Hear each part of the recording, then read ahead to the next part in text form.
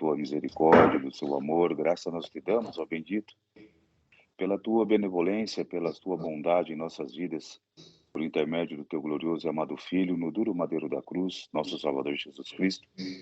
Através dele estamos aqui, Senhor, com a tua bondade, e possamos se achegar a ti em oração, pelo pagamento dos nossos pecados, ó bendito Deus. E nessa noite estamos aqui para falar de ti, para explicar o que é o Evangelho, o que é o teu amor, a tua misericórdia e o que é a tua graça. Por isso, em nome do teu Filho, nosso Salvador Jesus Cristo, oramos para que o teu nome seja glorificado e em tudo louvaremos e bendizemos o seu nome.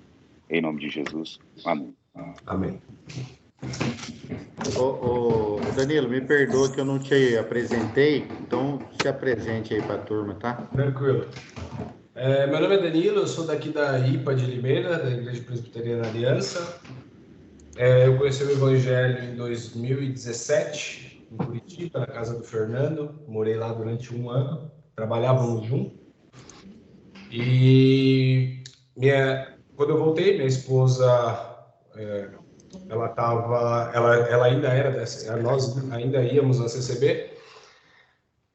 Demorou acho que uns 3 anos para ela sair, eu pregando o Evangelho para ela. Meu sogro há 30 anos que é cooperador, meu cunhado cooperador oficial aqui também na região de Campinas. E a gente teve foi bem complicado, porque ela não queria ouvir de forma alguma o Evangelho. A gente ia pregando o Evangelho para ela, explicando as coisas que acontecia, cada culto. Eu ficava com as minhas crianças, tenho 3 filhos, eu ficava com as minhas crianças no pátio, enquanto ela congregava, ela queria congregar, acompanhava ela, já não concordando com a CCB e tudo mais, já debatendo bastante com eles, a gente doutrinas, os costumes e tudo mais, o sacrifício pleno de Cristo. E até o momento que, no meio da pandemia, bem no começo da pandemia, ela virou para mim e me pediu uma igreja bíblica. E aí foi quando eu fui num culto primeiro, e aí levei ela depois, que é aqui em Limeira, que aí depois o Joel estava lá já, tinha 1 semana que o Joel estava lá, acho que no máximo 1 mês. E aí os outros meninos também, o Fernando já tinha saído e tudo mais.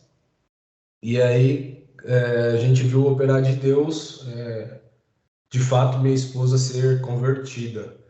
Os meninos conheciam ela, o Fernando e tudo mais, e ela odiava o Fernando. Isso é o que o Evangelho ele nos proporciona. As pessoas elas não vão entender, muitos vão achar que você está saindo, que você poderia ficar ali, que você vai mudar, ou que você vai fazer uma reforma, sendo que, na verdade, a única coisa que precisa ser reformada é você mesmo, entende? A sua responsabilidade de homem, a sua responsabilidade de mulher é com a sua casa de início. E de fato, com o Evangelho. E na aula de catecúmenos aqui, né, de novos membros, a minha esposa ela foi alcançada pelo Espírito Santo, e ela entendeu de fato o poder da cruz, o poder da mensagem, das boas novas do Evangelho. E quanto a isso, o que aconteceu? Não teve gritaria, não teve profetada, não teve profecias mirabolantes, milagres nem nada.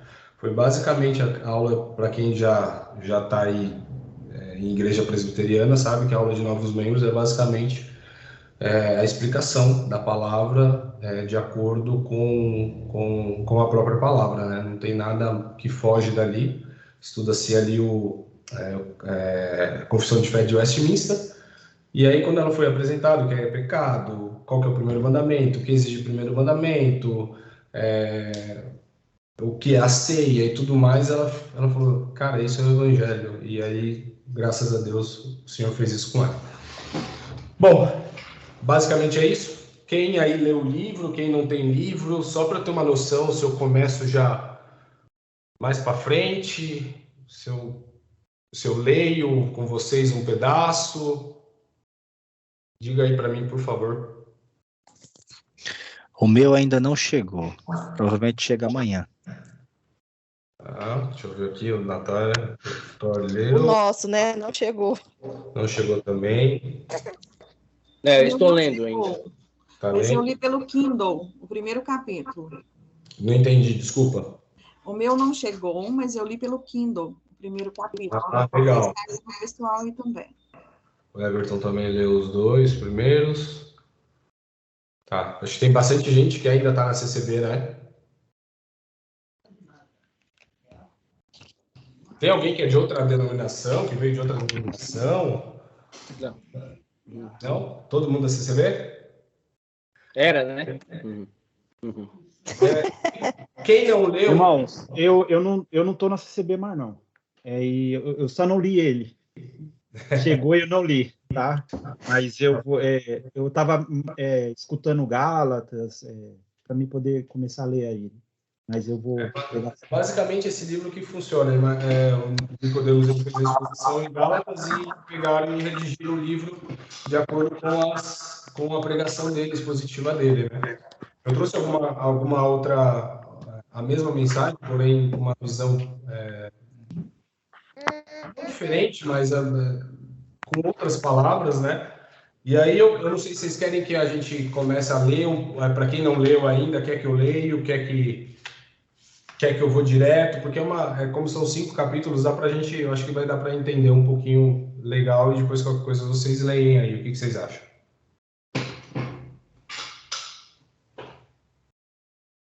Conversem comigo, galera. Vamos lá. Por mim, tudo bem. Pode começar a ler. Pode ir direto, eu acho. Já vi alguns estudos também sobre o livro de Gálatas, já a gente conhece um pouco da história sobre a carta de Gálatas, então já pode ir direto. Quando chegar, a gente acompanha na leitura. Fechou. Eu vou ler então, primeiro, só para quem não leu, para quem não está familiarizado. Então, Gálatas 1, ele fala assim: Paulo, apóstolo enviado, estou lendo na NVI, tá bom? Paulo, apóstolo enviado, não da parte de homens, nem por meio de pessoa alguma, mas por Jesus Cristo e por Deus Pai, que o ressuscitou dos mortos. E todos os irmãos que estão comigo, as igrejas da Galácia. A vocês, graça e paz da parte de Deus, nosso Pai e do Senhor Jesus Cristo. E se entregou a si mesmo por nossos pecados, a fim de nos resgatar dessa presente era perversa, segundo a vontade de nosso Deus e Pai, a quem seja a glória para todo sempre. Amém. Então, quem escreve é o apóstolo Paulo, né? E aí eu fiz aqui mais ou menos para a gente ter uma noção aqui. Paulo apresenta-se logo no início como apóstolo enviado, não da parte de homens, nem por meio de pessoa alguma, mas por Jesus Cristo e por Deus Pai. Conforme visto no estudo sobre os aspectos introdutórios, Paulo vinha sofrendo ataques de falsos mestres que, atuando entre as igrejas da Galácia, diziam que ele não tinha a mesma posição e autoridade dos apóstolos de Jerusalém. Por isso, a fim de que sua epístola não fosse recebida como uma carta qualquer, vazia de credibilidade e poder, e assim fosse de pronto desprezada, Paulo, de antemão, ele enfatiza aos seus leitores que o que tem em mãos são ensinos procedentes de um apóstolo verdadeiro. Alguém que recebeu essa função do Filho de Deus e do próprio Pai. Nisto, entre outras coisas, ele se diferenciava daqueles que, já em seu tempo, se autodenominavam apóstolos, movidos apenas pelo desejo de se destacar entre os crentes comuns e assim enganá-los. Que aí você vai encontrar lá em 2 Coríntios 11:13, está lá: pois tais homens são falsos apóstolos, obreiros enganosos, fingindo-se ser apóstolos de Cristo. Em Apocalipse 2, no versículo 2 também fala: conheço as suas obras, o seu trabalho árduo e a sua perseverança. Sei que você não pode tolerar homens maus, que pôs à prova os que dizem ser apóstolos, mas não são. E descobriu que eles eram impostores. O Nicodemos, ele também, na abertura da carta aqui, ele retrata esse ponto de Paulo, porque muitos daqueles ali, eles estavam judaizantes, né? Estavam indo até a igreja da Galácia, introduzir o quê? A circuncisão, a dieta, os rituais judaicos, dizendo que era Cristo mais a circuncisão. Porque somente a suficiência de Cristo, para eles não estaria bom. E aí o que acontece? O que a gente pode trazer para nós hoje? Da onde nós viemos? Cristo, ele é suficiente? De fato, o evangelho que a gente sempre ouviu falar, ou essa mensagem dita como evangelho, ela sempre foi passada para nós suficientemente como ele pagou os nossos pecados, quer você queira, quer você não queira, quer você chore, quer você não chore, quer você faça alguma coisa, quer você não faça nada. Esse é o problema ali que também está passando na Galácia, que é o quê? Paulo fez a igreja, pregou para os Gálatas, e aí o que acontece? Veio outras pessoas e começaram a falar, não, primeiro que ele talvez não seja apóstolo. Apóstolo mesmo é aqueles lá. E aí ele defende, ele fala assim, eu sou apóstolo por parte de Deus, Pai, por parte de Cristo, por mérito deles. Eles me fizeram apóstolo. E apóstolo nada mais, nada menos significa que enviado. Eu sou enviado a falar das boas novas de Cristo. Vou continuar aqui.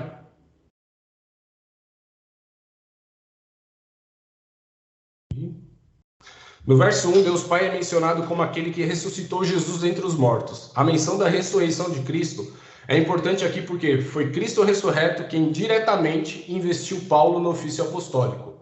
O que é o ressurreto, para quem não conhece? Ele morreu e ele ressuscitou. Tá? No verso, em Romanos 1:5 tá, por meio dele e por causa do seu nome, recebemos graça e apostolado para chamar dentre todas as nações um povo para a obediência que vem pela fé. No demais, a ênfase na ressurreição era sempre conveniente, numa época em que os homens estavam tão familiarizados com o pensamento grego, que em algumas das suas manifestações considerava a matéria má, a ponto de mais tarde, dentro de uma roupagem cristã, negar a encarnação do Filho. E aí, lá em 1 João 4,2 está, vocês podem reconhecer o Espírito de Deus deste modo. Todo espírito que confessa que Jesus Cristo veio em carne, procede de Deus. Ó, Hebreus 2,14, portanto, visto que os filhos são pessoas de carne e sangue, ele também participou dessa condição humana para que, por sua morte, derrotasse aquele que tem o poder da morte, isto é, o diabo. A ressurreição física. 1 Coríntios 15:12, ora, se está sendo pregado que Cristo ressuscitou dentre os mortos, como alguns de vocês estão dizendo que não existe ressurreição dos mortos? Segundo Timóteo, ele vai falar também, 2:18, estes se desviaram da verdade, dizendo que a ressurreição já aconteceu, e assim alguns pervertem a fé. Ao escrever a carta aos Gálatas, Paulo estava na companhia de um grupo de irmãos. Não sabemos onde o apóstolo estava, quando escreveu essa epístola e, portanto, nem de que cidade eram os irmãos que tinha ali em sua companhia. Seja como for, Paulo faz alusão a eles como se fossem participantes da composição da carta, sem dúvida com o objetivo de sensibilizar os destinatários, sensibilizar a igreja que ali receberia essa carta, né? Ao mostrar-lhes que os apelos dali constantes não eram fruto das preocupações de uma mente isolada, ou seja, o que estava acontecendo ali não era porque apareceu uma pessoa e é só aquela pessoa que está dando problema. Não, aquela pessoa que apareceu, aquelas pessoas que apareceram, elas conseguiram contaminar a igreja, querendo fazer o quê? Voltar, introduzir o judaísmo, né, as práticas judaicas no meio do povo.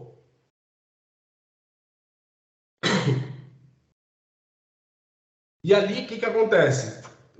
Dali, constantes não eram fruto das preocupações de uma mente isolada, mas que essas mesmas preocupações eram compartilhadas por irmãos na fé, sinceros, que se uniam a Paulo em suas exortações, fazendo com ele um coro.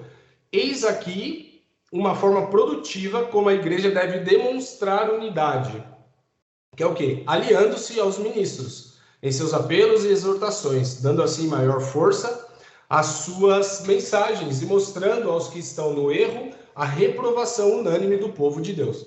Que de fato é o quê?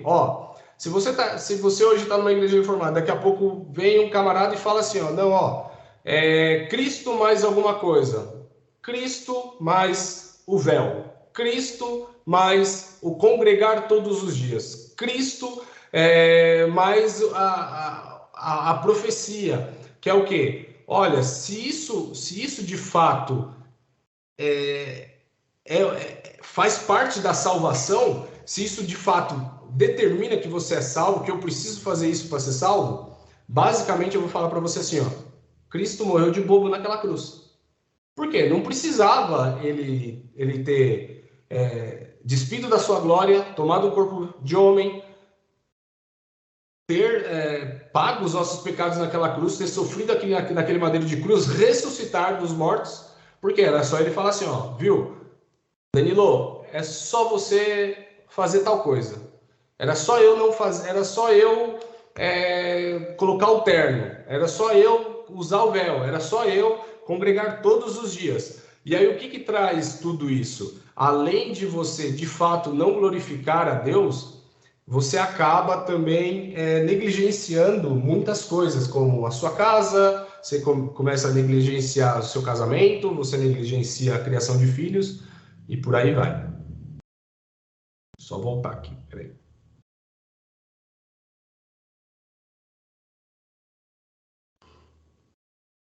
E aí a graça, basicamente, ele fala assim, ó, de fato, nada encoraja mais os rebeldes do que a consciência de que há crentes que não concordam com as reprovações que lhes são dirigidas.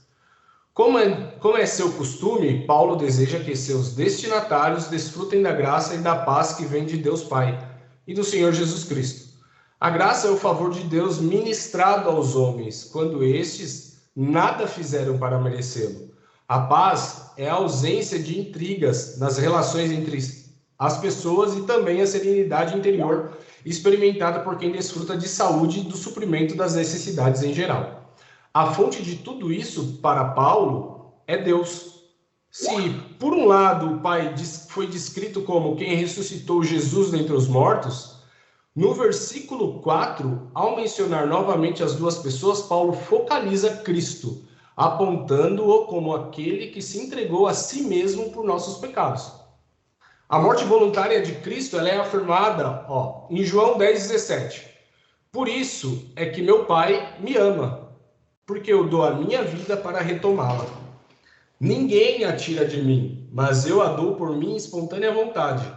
Tenho autoridade para dá-la e para retomá-la. Esta ordem recebi de meu Pai, bem como o seu sentido teológico, ou seja, o fato de sua morte ser a satisfação pelos nossos pecados.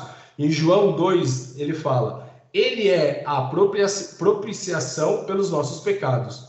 E não somente pelos nossos, mas também pelos pecados de todo o mundo.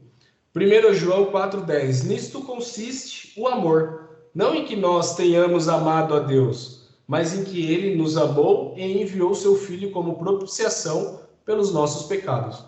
Então, a parte quando ele fala graça e paz, é basicamente o quê? Graça, você só pode ter paz quando a paz com Deus, quando a graça ela te alcança.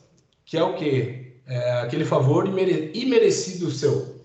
Porque você imagina que se Deus é um Deus justo, como que ele lidaria com o seu pecado? Se ele é justo, se ele é um Deus que nada se omite dele, como que seria se ele não tivesse mandado, se o Senhor Jesus ele não tivesse descido e pagado os nossos pecados? Basicamente, sentiríamos e provaríamos da ira do nosso Senhor. Então, quando a gente fala graça e paz, a graça ela nos alcança para que a gente possa ter paz com Deus.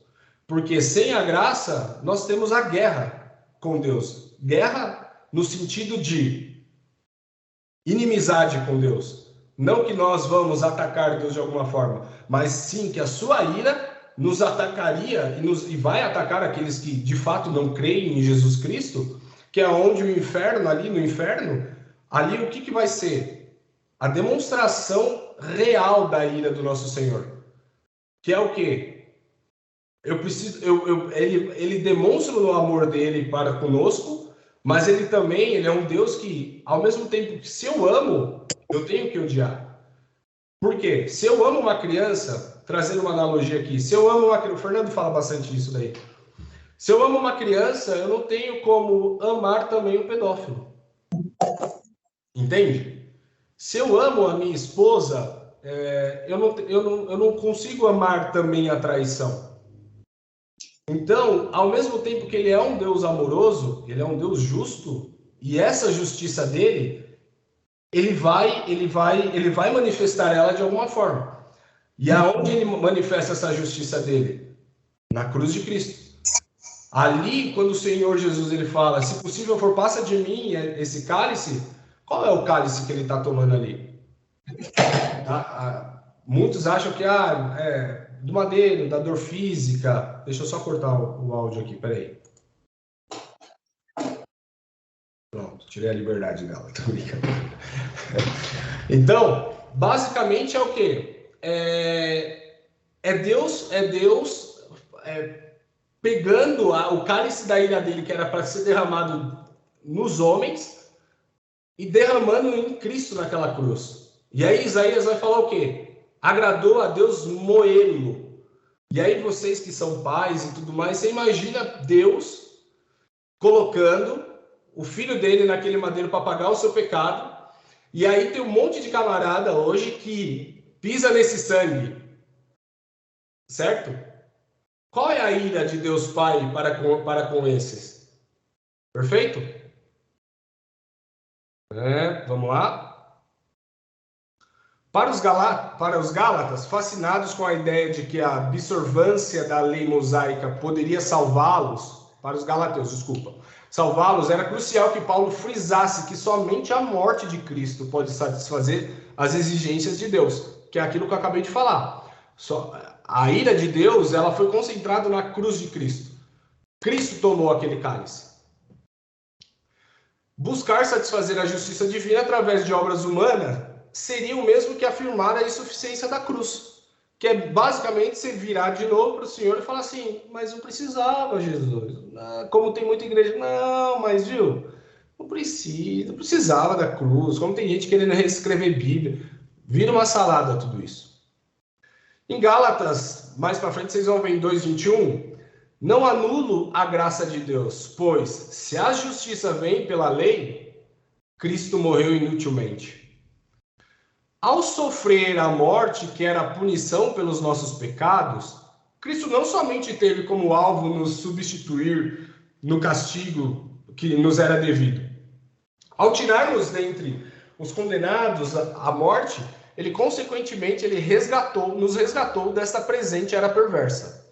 O verbo traduzido como resgatar, eu vou até pôr para vocês ouvir aqui, que eu tentei falar no grego aqui, mas ia ficar uma lástima aqui, cara. Espera aí. Ver se dá para ouvir.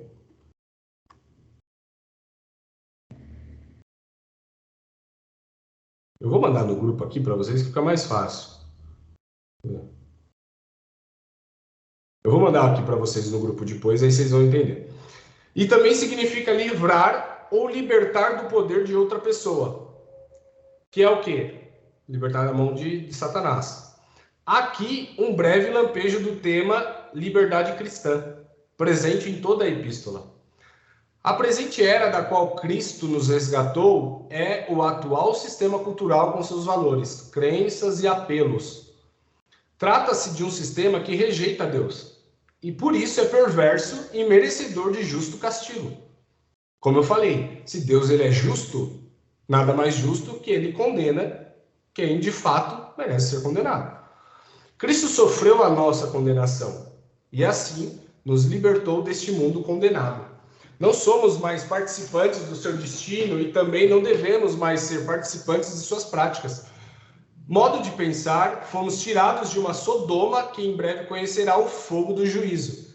E não sendo mais seus cidadãos, não devemos adotar seu estilo de vida. E aí em Romanos 12:1 ele vai falar, portanto, irmãos, rogo-lhes pelas misericórdias de Deus, que se ofereçam em sacrifício vivo, santo e agradável a Deus.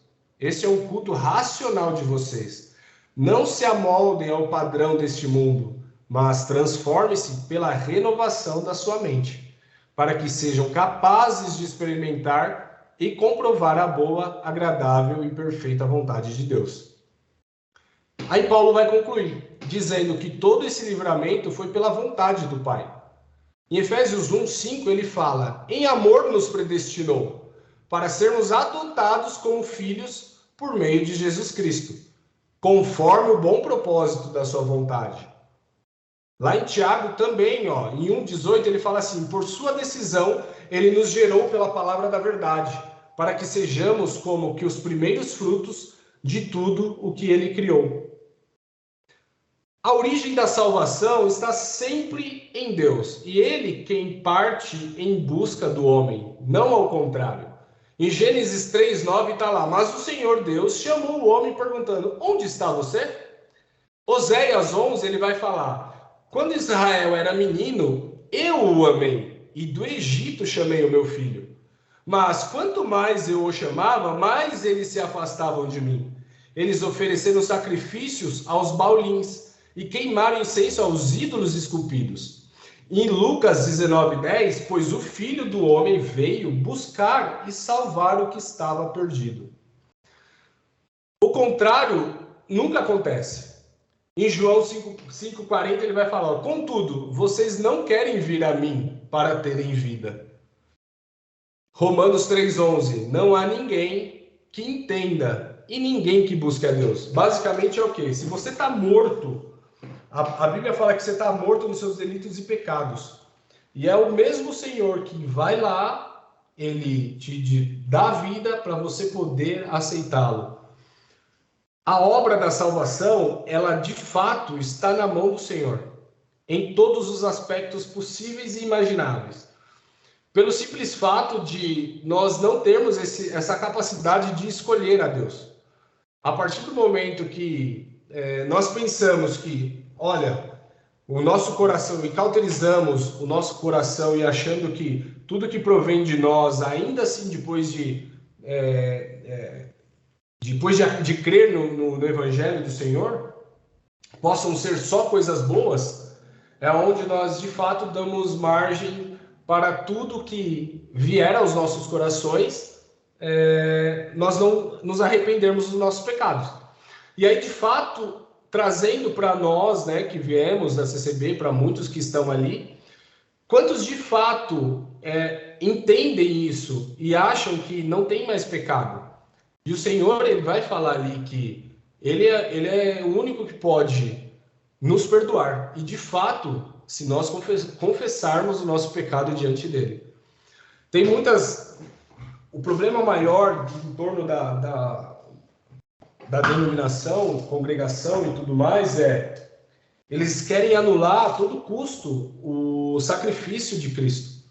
E aí quando você pega isso e traz para uma esfera maior de igreja e tudo mais, vira a salada que está hoje.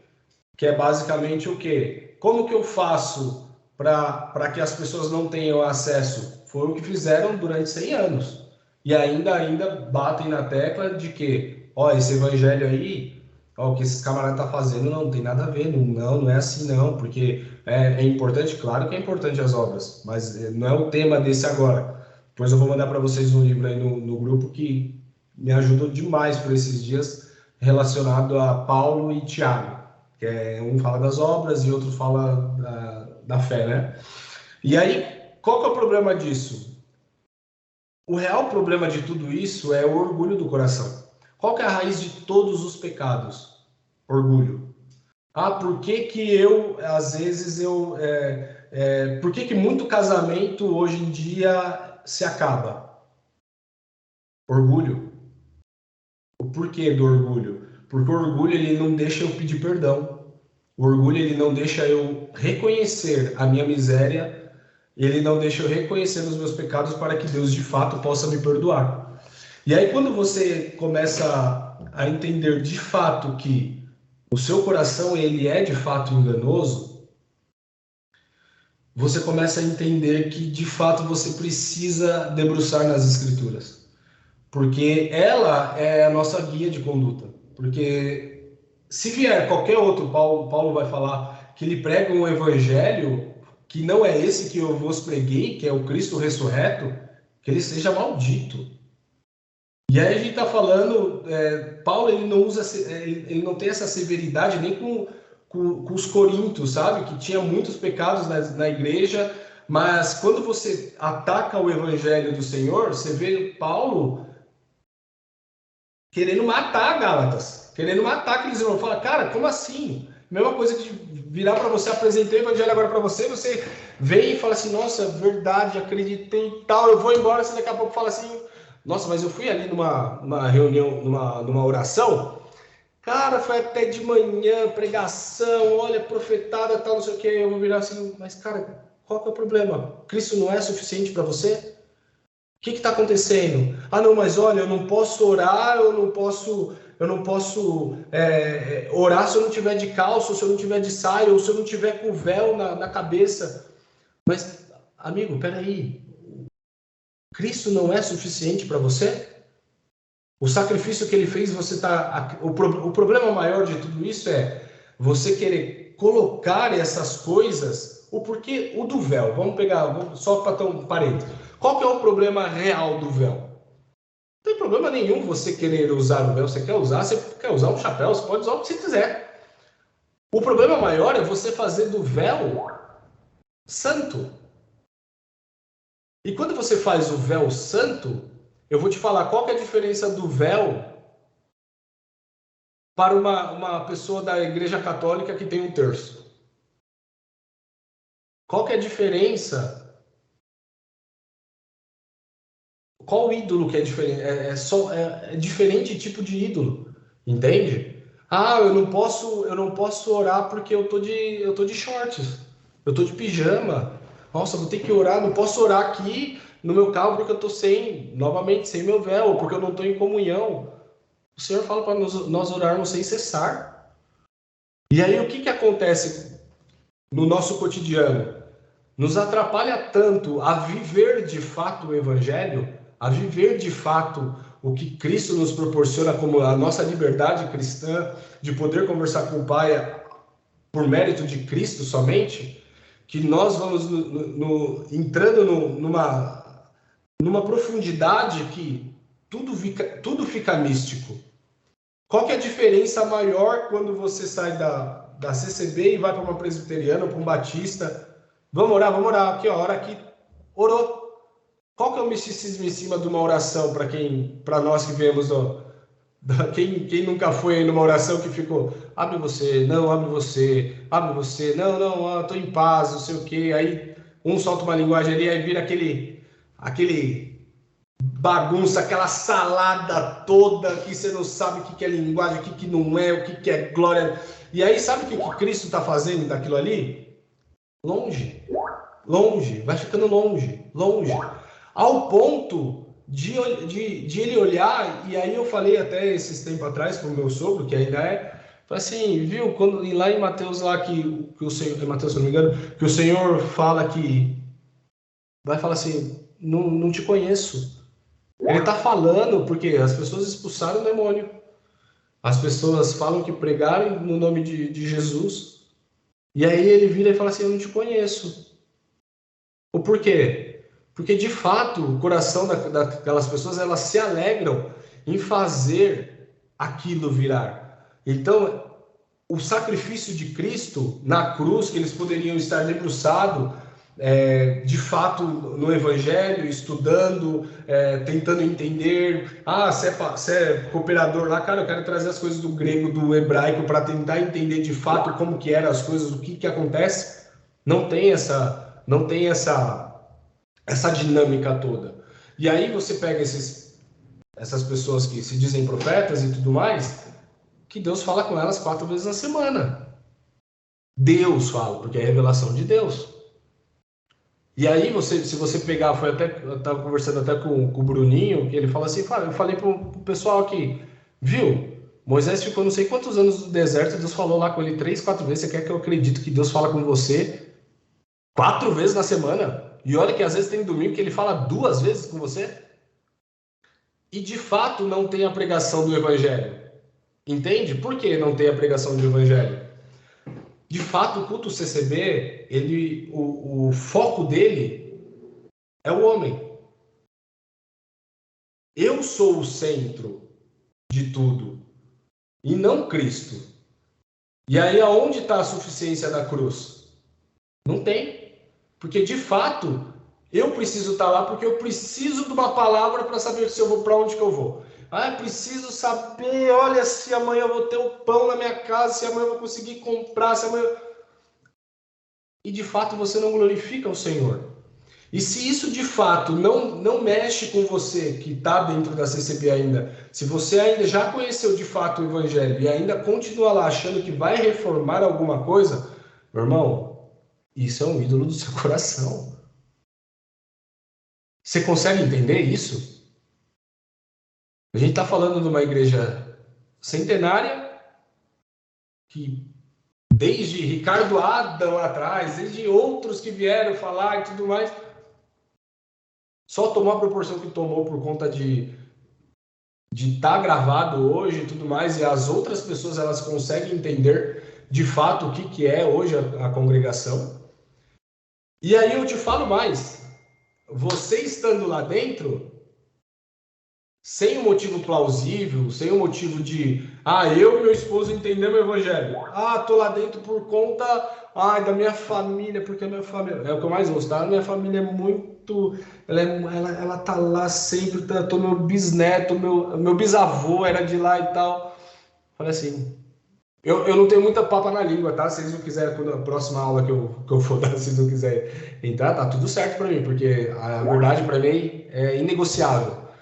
De fato, você está pendendo mais para homens do que para verdadeiramente para o Senhor. E aí você fez uma escolha, você está fazendo uma escolha. Não, eu entendi que Cristo não é pregado ali. Eu entendi que ali não é o meu lugar. Mas eu quero ficar aqui. Tá tipo a mulher de Ló.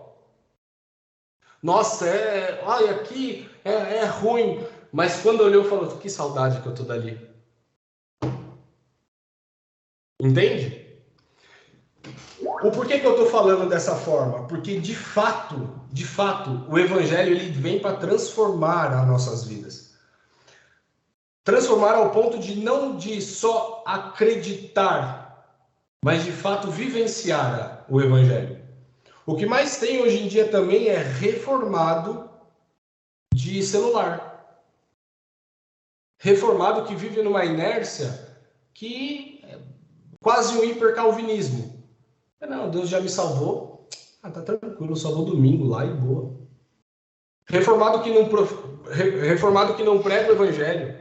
Reformado que não fala do sacrifício de Cristo. Reformado que quer ganhar só debate teológico nessas lives.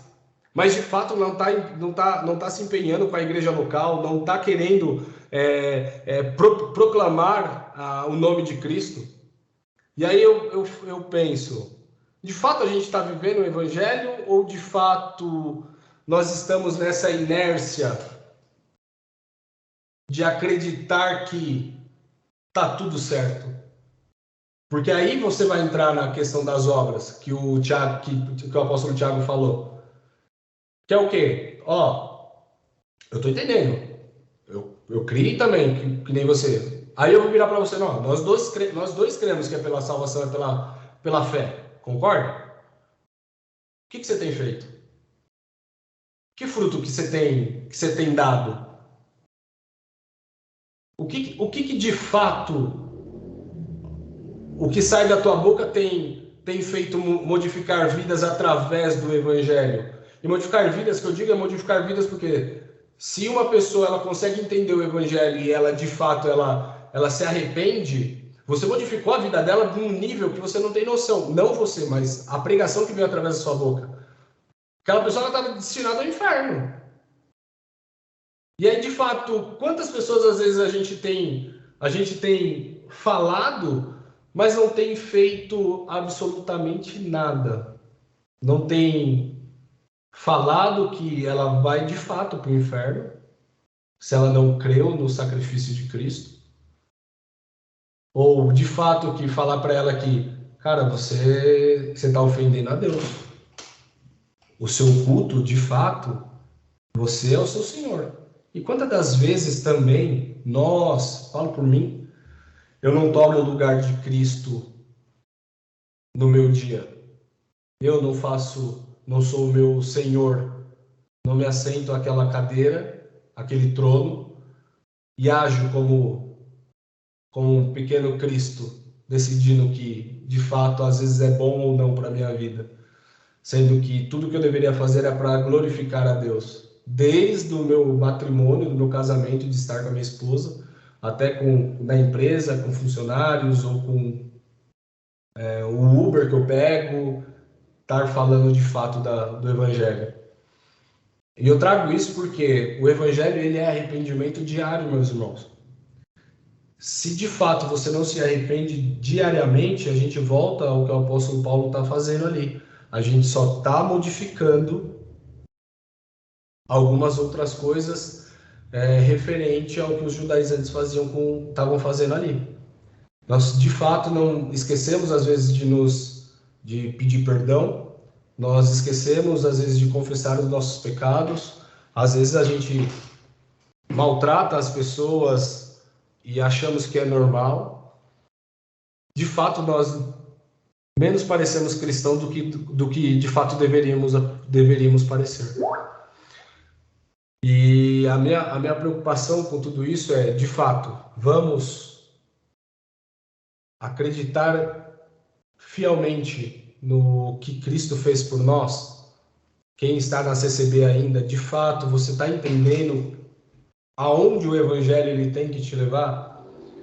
E às vezes foi o que aconteceu aqui esses dias com um cooperador de jovens que veio para cá.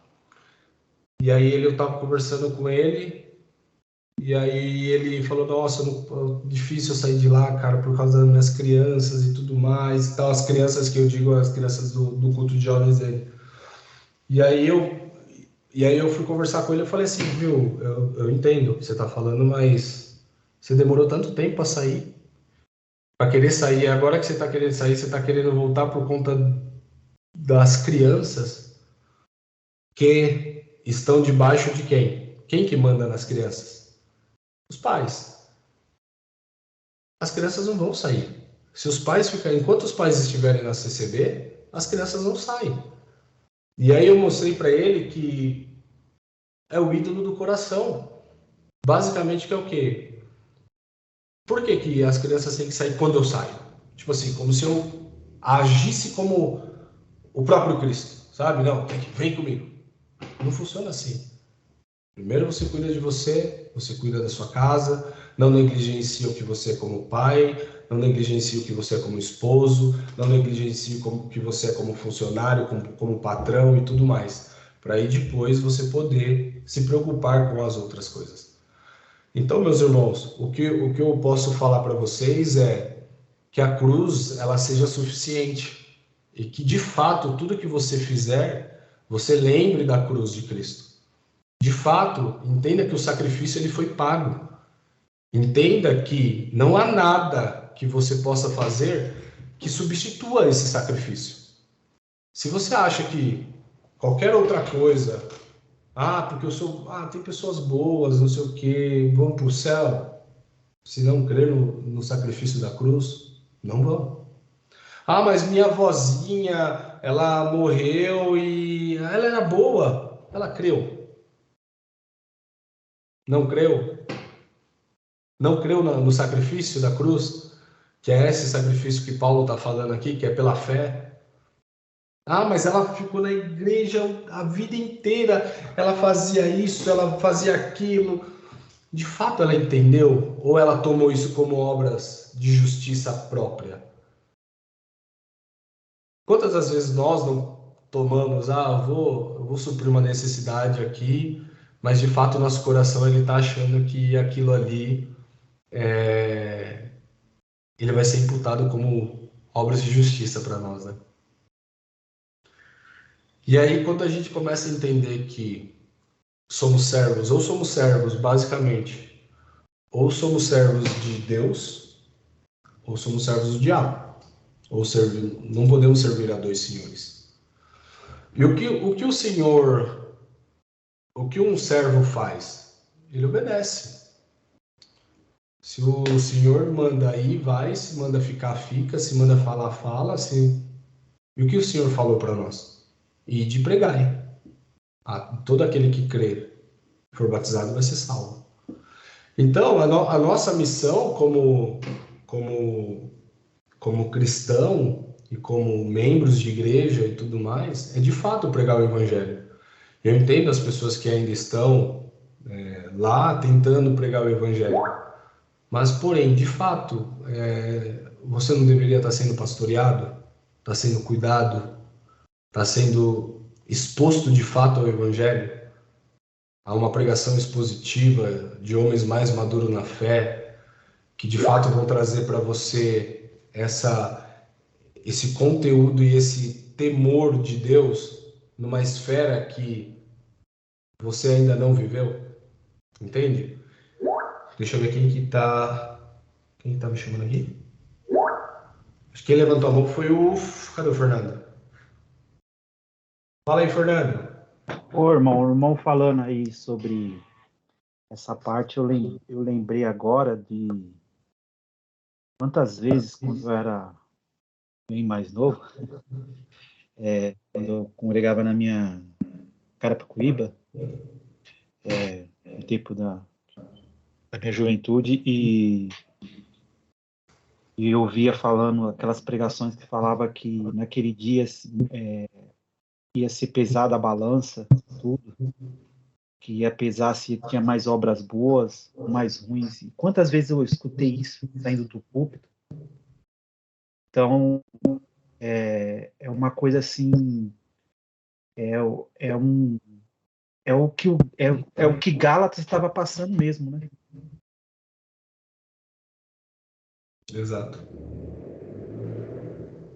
Exato, que é o que, cara, você pisar no sangue de Cristo, sabe?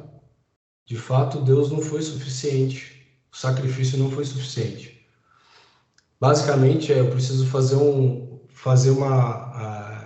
uma oferta dentro do templo, que nem antigamente era, a todo instante. Eu não consigo nem descansar no Senhor, porque o Senhor fala que o fardo é leve. E aí, o porquê que descansar? Porque a partir do momento que você entende que o Senhor, ele te salvou, você respira aliviado.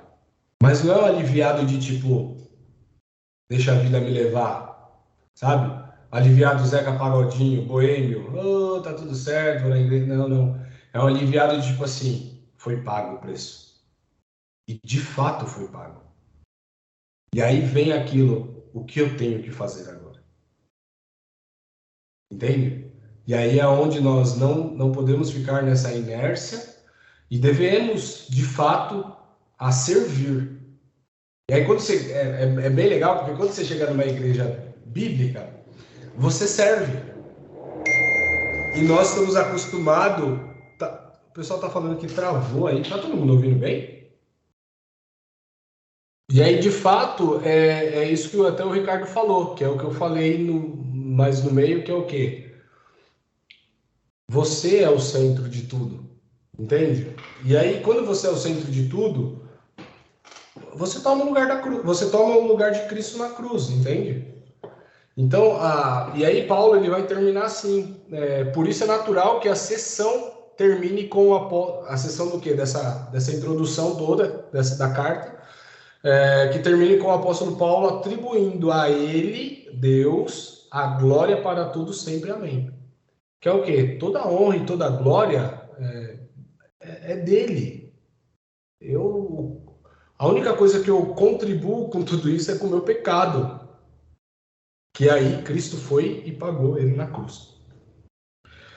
Mais alguma dúvida, gente? Vocês têm alguma pergunta para fazer? Tem o Thor aí para responder. Tem os outros irmãos aí.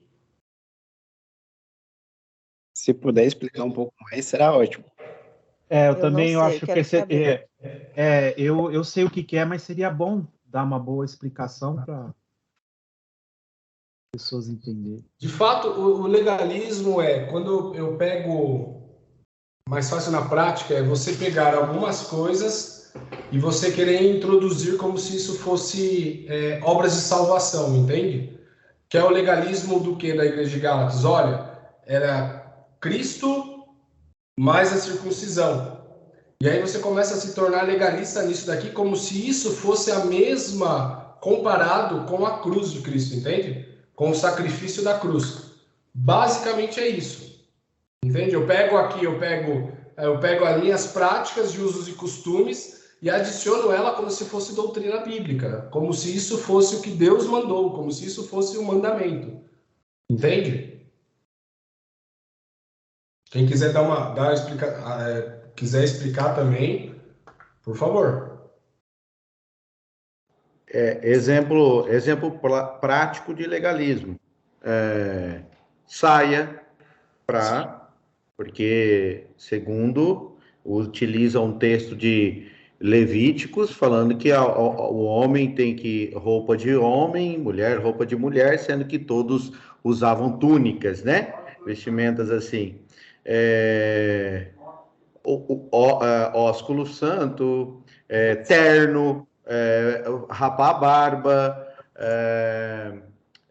fazer 10. Agora vamos para o reformado. Esquece CCB, tá? Agora vamos para o reformado. Querer se parecer mais intelectual que os outros, por exemplo, querer falar mais teologicamente que os outros, não, eu faço igual os puritanos faziam, eu faço 3 cultos familiar por dia, tudo legalismo, tá? Então, essas coisas. Em todas as vertentes tem o legalismo. Irmãos, esse legalismo também sairia do... se eu tô aprendendo, então se eu tiver errado, você já me avisa aí. Mas seria do termo legal, tipo assim, a pessoa tem que se salvar, mas para essa salvação ser legal, né, ser legal, uma coisa legal, certa, seria colocar, tipo, tem que usar o boas obras. Tal. Isso, tornar válido, né? Válido, isso, válido. Para tornar válido, isso. Por isso ser legal. Perfeito. Você foi cirúrgico aí na colocação. Você aniquila a graça e coloca num termo legal seu, na sua própria legalidade, né? Isso mesmo, da legalidade. Na verdade, as obras, ela é fruto dessa fé, entende? Ela não é fruto seu para que ela se encontre com a fé, entende? Ela não se une a essas obras, as obras suas, usos e costumes. Vamos supor, eu quero não usar, eu só quero usar calça. Tá bom, você pode só não usar calça, só usar calça. O problema é você fazer com que isso seja obrigatório para que seja um cristão tem que usar só calça. Se eu uso uma bermuda, eu não sou seu irmão, ou eu estou em pecado, ou eu sou mais fraco que você. Esse é o problema do legalismo, entende? Que é o quê? Qual que é o legalismo da época de Gálatas? Olha, não, de fato, vocês acreditaram aí na fé de Jesus, como nós também. Eles vieram assim, nós também. Mas, vocês precisam se circuncidar. Porque a aliança que Deus fez lá com Abraão e tudo mais, precisava da circuncisão. E aí, mais para frente, né, não vou dar spoiler, vai ter outros irmãos aí, ele vai falar exatamente disso, que ele não foi circuncidado por mão, que era o que era antigamente, mas ele foi circuncidado, a circuncisão dele veio pelo Senhor.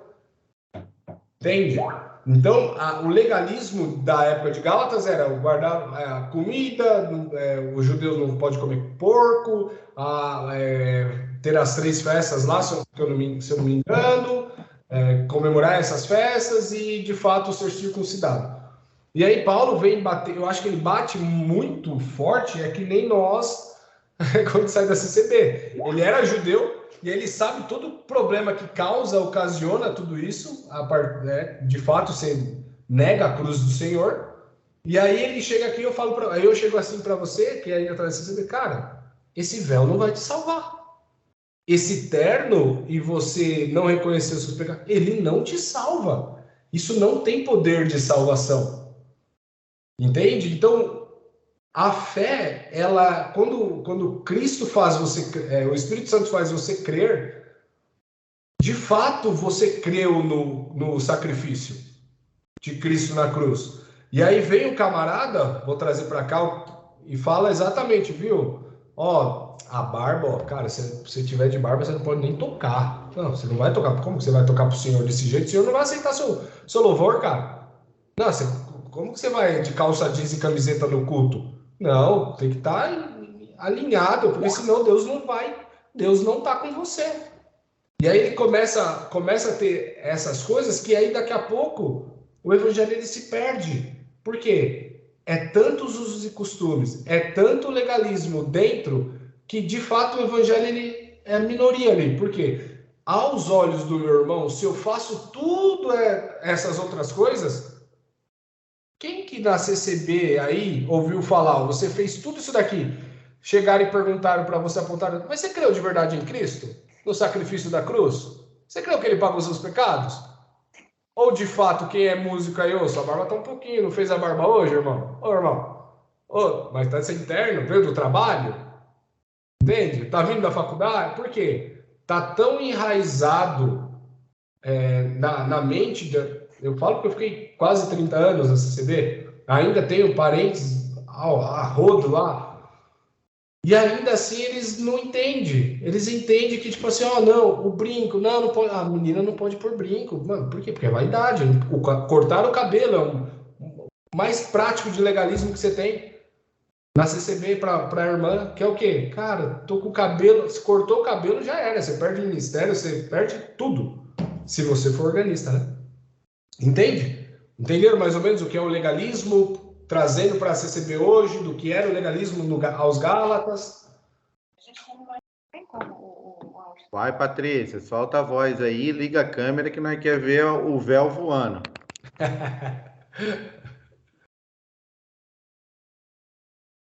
A irmã Natália, agora... Anne, se você precisar de ajuda, tem os irmãos aqui que faz essa carta rapidinho, viu? Tem vários modelinhos aqui, se quiser sair, já sai com a carta pronta agora. Mas você viu que ela... Nossa, editor fazendo minha carta. Já me passou uma. Eu tenho a carta aqui, se quiser eu mando aí. Eu só mudo o nome, eles vão ler mesmo. Ô, Thaís... Não, mas eu quero construir bem construída para minha família, para a Irmandade ver. Quero deixar várias pulgas atrás das orelhas. Glória a Deus, irmã. Diga, Nath. Oi, gente. Olá. Eu vou fazer uma sugestão de um segundo livro, pode? Claro. Deve. Antes de ler esse Livres em Cristo, do Nicodemos, que por sinal é muito bom, eu li esse A Suficiência da Cruz. Ele é de um pastor presbiteriano também, Natan de Castro Santos, eu mandei lá no grupo do WhatsApp. Top. Eu achei ele bem simplificado, a explicação de Gálatas, né? Que os irmãos, né, da Galícia, eles queriam colocar outros critérios para salvar, né, as pessoas, que não fosse somente através da cruz. Então, eu achei bem interessante, assim, eu acredito que a linguagem é simples, o livro é bem fininho, sabe? E deixar aí como sugestão, né, para o pessoal entender também o que é o legalismo, né? Que é colocar condições para salvar, né, as pessoas que não sejam somente em Cristo ou somente na cruz. Louvado seja Deus. Perfeito, é isso aí. Ele é tão simples a mensagem que nós, de fato, complicamos toda ela, né? Porque o simples fato de Cristo ter morrido na cruz por nós já se torna simples, né? Ô, Thaís, você queria falar alguma coisa, minha querida? Tá com a palavra. Ai, Deus. Gente, graça e paz. Boa noite a todos. Cheguei atrasada. Eu vou aprender também. Então tá bom. Tem alguma dúvida, alguma coisa? Tá tudo sob controle? Eu vou deixar, nós gravamos, depois vou colocar o link aí depois você assiste lá no YouTube. Qualquer dúvida, manda lá no grupo, tá bom? Meus irmãos, quero deixar aqui um agradecimento, tá?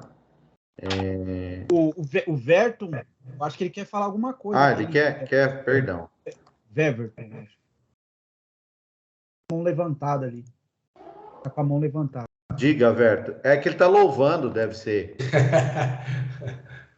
Ô, meus irmãos, aqui meu celular é lento aqui para liberar o áudio.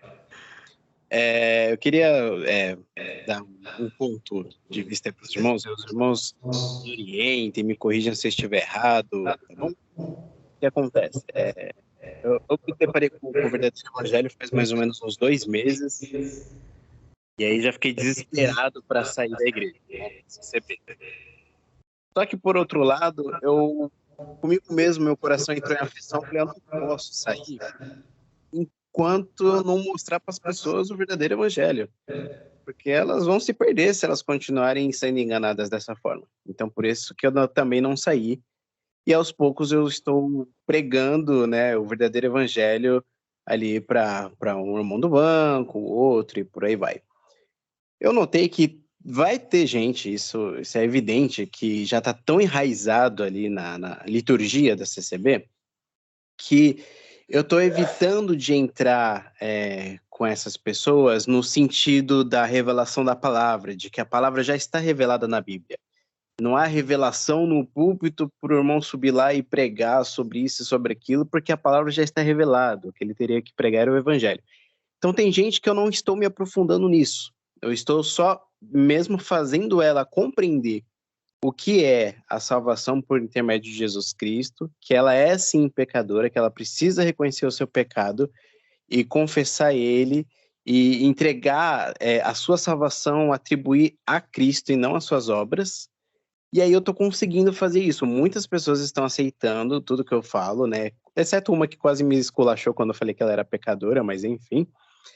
E aí as pessoas estão aceitando a salvação por Jesus Cristo, não por suas obras. Porém, eu tento não entrar muito no mérito da liturgia da CCB e tudo mais, porque eu sei que eu não vou convencer eles e, pelo contrário, eles só vão me olhar com ódio e não vou conseguir pregar o verdadeiro evangelho para ninguém. Eu estou agindo correto desta forma? Eu vou tomar a frente aqui, Thor. O problema de fato é esse, entende?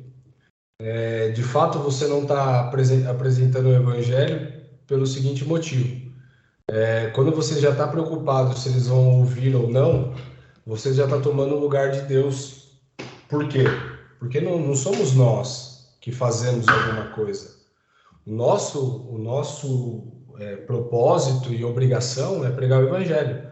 Se ela virar a cara ou não quiser te ouvir, ou se ela está te ouvindo só porque está te ouvindo porque você ainda está lá, quem vai fazer o movimento de fato regenerar e fazer nascer de novo é o Espírito Santo. E aí o que de fato engloba tudo isso? Eles vão ver que hoje eu vejo muitas pessoas olham e vê a vida que eu levo com a minha esposa e tudo mais como de fato um casamento cristão, como de fato esse servir um ao outro.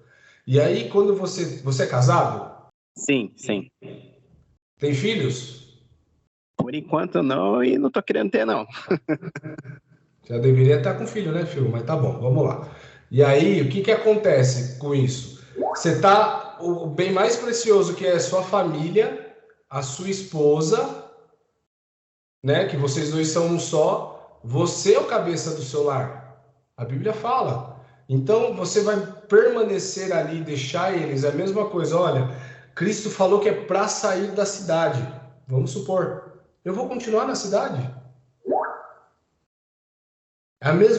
O porquê? Porque eu quero pregar o evangelho. Não, você precisa de fato entender o evangelho. Você precisa frequentar uma igreja local, você precisa estar com irmãos mais maduros na fé, você precisa estar sendo disciplinado, discipulado, você precisa estar servindo numa igreja, entendendo o que de fato é o evangelho para que você possa de fato pregar. que você possa, de fato, não ter medo de falar para ela assim, ó, viu? Cara, literalmente, o que vocês estão fazendo aí não agrada a Deus.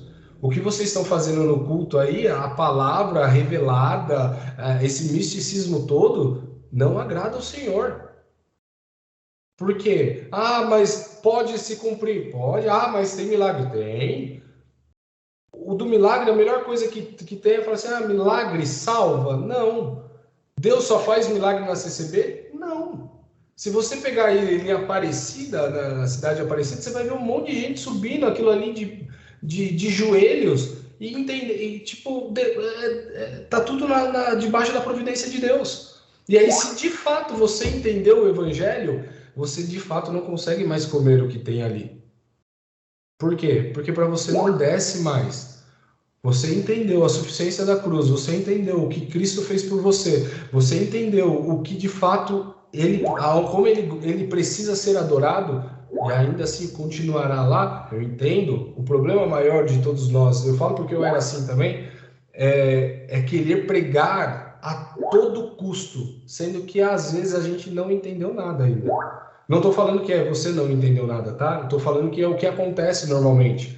Porque você vai chegar em embates de perguntas de CCBanos mais velho, que você vai falar assim, não sei, você não vai conseguir defender um batismo. Você não vai conseguir falar para ele que, ó, o seu batismo, cara, não valeu de nada, não, mas eu batizei. Por quê? Porque aqui é graça. Não, é graça. Não, mas, ó, eu entendo assim, tal, não sei o quê. Então, vai faltar alguns argumentos e, às vezes, uma experiência maior de amor, de falar, perguntas certas. Eu era aquele cara que você soltava assim, como que eu falo com o CCB hoje, no particular? Você faz perguntas. Você vai perguntando, vai perguntando, ele mesmo dá a volta, ele mesmo se cai. Eu falei, mas viu, aqui você falou tal coisa não condiz, e agora? E aí ele começa a prestar mais atenção no que você está falando. E aí é o que? A oração para quê? Para que quando a sua mensagem for proclamada para um CCB, de fato o Senhor, ele possa operar naquele coração. E vai ter coração que ele não vai operar.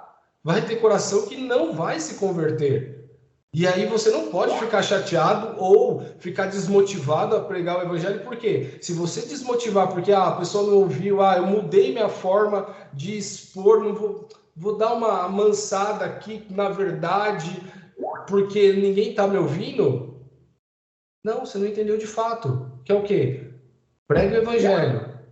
Todo aquele que crer que é o Senhor fizer, ele vai ser salvo. Eu apresentei o evangelho agora, ele pode demorar 6 anos, 5 anos, 3 anos. E aí, você vai ficar lá 5, 6, 7, 8, 10 anos? Até todas as pessoas que você pregou sair de lá? Entende? O problema maior é esse. Se a sua esposa está já de acordo com você, cara, procura uma igreja bíblica. Vai congregar um dia, vai ver como que é. Vai entender um pouco melhor da fé reformada, do que os batistas, os presbiterianos. Você quer, eu ainda sou muito apegado a algumas coisas, batismo por imersão. Cara, vai numa batista, não tem problema. Vai, não, cara, eu entendi, eu quero ir numa presbiteriana, que é a que tem mais perto de casa. Vai numa presbiteriana, mas se permita que você possa, de fato, se você crê o evangelho, você possa obedecer à voz do seu Senhor. Apenas isso, entende? Meus queridos, vamos lá. Quero agradecer todo mundo aí, tá? Danilo, mais uma vez, Deus abençoe pela sua disposição, foi maravilhoso. Quero agradecer aqui em público nosso irmão Ricardo, tá? Embora eu cortei ele aqui, mas é um irmão querido que me ajuda muito aqui nas interpelações que os ex-CCBs fazem, tem nos ajudado grandemente, tem nos dado ideias para resolver problemas. Bom, Ricardo, Deus abençoe você, tá? Eu sei que você é casca grossa e você entende as coisas, tá? Quero agradecer a todo mundo aqui. Acho que foi o chat mais participativo, hein? De todos que teve até agora. Viu, Everton? Se tiver dúvida, pode me chamar no WhatsApp. Liga seu áudio aí, o Danilo. Viu, Everton? Se precisar, pode chamar a gente. Tem pessoal aqui que é conselheiro e tudo mais. Tem os irmãos mais bem preparados que eu para conversar, estão dispostos a isso. O que você precisar, meu irmão, tamo junto aí, de verdade, tá bom? Não se sinta chateado nem nada, mas é de fato o que eu de fato acredito, como se minha esposa tivesse na época que eu conheci o Evangelho, nossa, já tinha vazado, mas vazado assim demais, porque a cada momento que você está dentro de uma igreja reformada, você aprende cada coisa, cada revelação que vem, né, Thor? Aquela revelação que era desconhecido para nós, essa revelação que eu acredito, está tudo revelado, porém foi revelado Ruth ali, que o irmão foi e pregou, esposa ali em Ruth. Cara, que revelação mais graciosa que essa, entende? Então, basicamente, para nós é o que nos anima, nos alegra, ver o pessoal aqui 9h30 da noite, 16, 17 pessoas dispostas a ouvir o Evangelho.